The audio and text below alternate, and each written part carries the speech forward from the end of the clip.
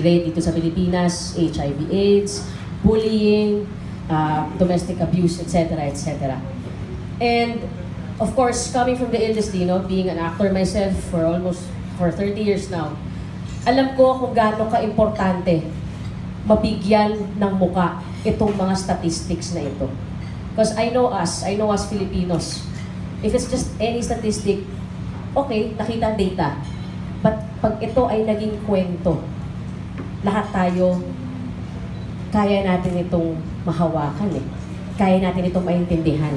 Dahil tayo siguro, I can honestly say that one of us, may mga pinagdaanan tayo, every one of us here, lahat tayo may mga pinagdaanan tayo, mga ganitong storya sa buhay natin. So when Liza first told me about the PPP or Pista ng Pelikulang Pilipino, I really wanted to be part of it. Why? Because through stories, gusto kong makita ng buong Pilipinas kung ano ang kalagayan ng mga kabataan ngayon. At gusto ko manggaling ito hindi sa filmmakers na professionals, hindi sa seasoned filmmakers, but gusto ko manggaling ito mismo sa mata ng mga kabataan natin. Because it's very different. It's very different if a story about substance abuse or a story about HIV comes from a perspective of a director. But it's very different if ang perspective na to ay gagaling sa kabataan mismo. So that's why, eto po, nagkaroon tayo ng Sine Kabataan. This is of course for us in partnership with NCCA. Because we want to use the platform na ino-offer ng Pista ng Pelikulang Pilipino. Imagine, from Luzon to Mindanao, finally, magiging platform ito para maibukas ng mga kabataan ng kamulatan, hindi lang ng fellow youth, pati matatanda at kung sino pa tungkol sa pinagdadaanan ng youth. Chairman Maria Rachel Arenas, na ngayon ay nasa, ano yung sinabi ko kanina? Nasa Batanes dahil sa aming matalinong panonood. Ang matalinong panonood po ay pag-ikot namin sa buong Pilipinas at kung saan ay ang aming contact point doon sa pinupuntahan naming lugar ay nag-iipon ng mga tao. Sinasabi sa amin in advance kung mga estudyante ang makakaharap namin, kung mga magulang, kung mga barangay chairperson, and different organizations. Sa pagharap po namin sa kanila, pinaliliwanag namin ang kahalagahan ng aming mga ratings, kung bakit kailangan tumulong ang mga magulang. At sapagkat ang maraming magulang ngayon ay parehong nagtatrabaho na, mayroon pang parehong nasa ibang bansa, mahalaga rin na maipaliwanag nila at mapasunod nila ang mga panganay na anak upang silang gumanap bilang mga magulang sa absence ng kanilang magulang, at sila ang gaganap kung paano may patutupad ang mga ratings na ipinakikita sa television at nababasa sa media.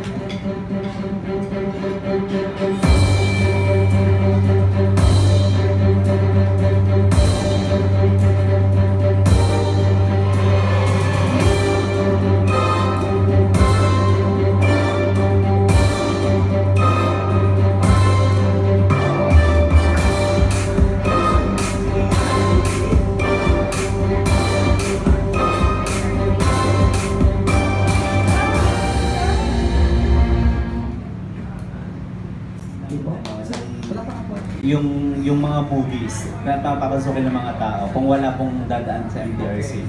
Halimbawa, ang Sinimalaya nag-apply ng kanilang mga entries na lalahok sa kanilang festival for that year. Hihinga namin sila ng listahan at pagkatapos sila ay bibigyan namin sila ng aming yellow book.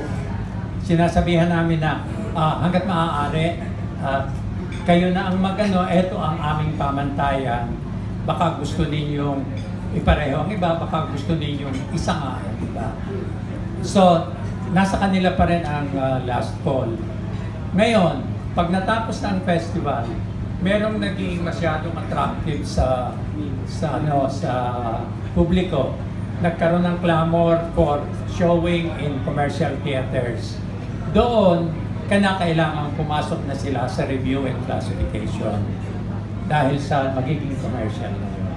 Yun ang encouragement naman namin para magtrabaho din sila with commercial release in mind para kumita rin ang mga bagong talents natin. Okay.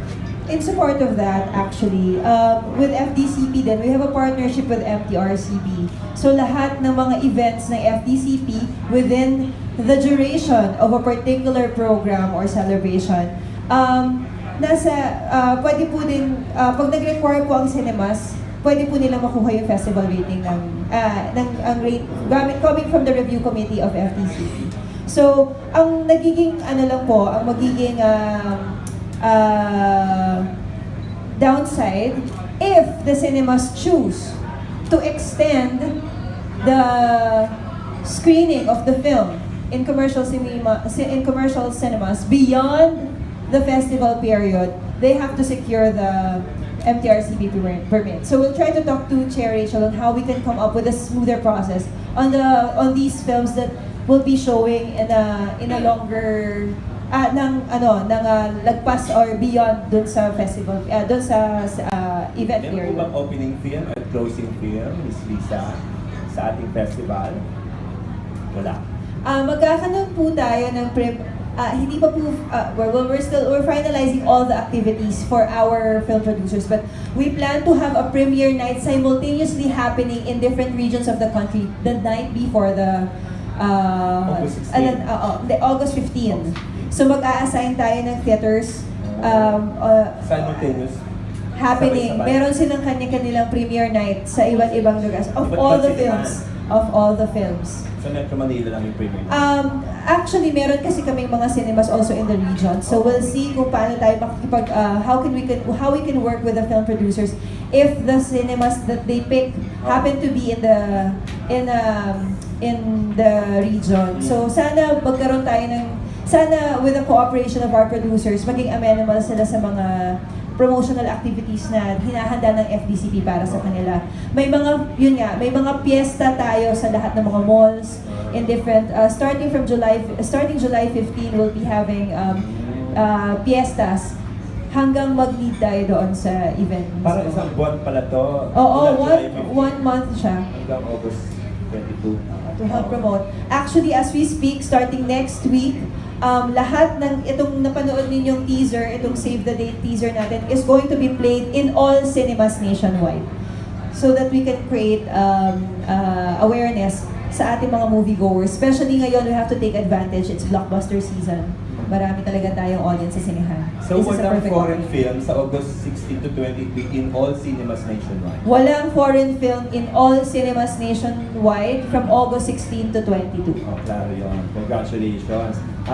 Tapos, yung sa ticket sales sa Chair Liza, may mga nagtatanong kasi mga film producers, meron po bang hati ang theater owners or lahat po ng kita ay sa producers? It's going to be on the same scheme of shared revenue between the cinemas and the producers. Okay. Pero wala po ang FDCP sa whole scheme na to. It's our program, and we're allotting budget to just really help the industry in terms of really celebrate using this program as a platform for our filmmakers and our audience. Magkakaroon po kami ng mga audience surveys. Actually, right now po, ang isa sa mga wala sa ating industriya is data. Ano ba ang pinapanood talaga ngayon ng audience? Ilan ang nanonood ng local films? Bakit may mga pelikula tayong hindi kumikita? So hopefully through this this week-long celebration, we'll come up with statistics and some data regarding audience preference and what they want, the films that they want to watch. May awarding ba on both shorts and the full length? May awarding? Yes. Ang earlier announcement namin ay magkakaroon tayo ng Audience Awards, 3 Audience Awards. Audience Choice Award? Audience Choice Awards. But we're also considering for the Best Actress and Best Actors to come from the audience as well. Magkakaroon tayo ng isang Critics' Choice. And then meron mga nagbe-best ng interest sa amin kung pwedeng may mga certain groups who wants to sponsor a Gender Sensitivity Award. So it's since this festival is audience-oriented, wala tayo talagang jury na masasabi na it's a festivity. Audience it's an ang exhibition. Audience ang jury natin for this Pista ng Pelikulang Pilipino.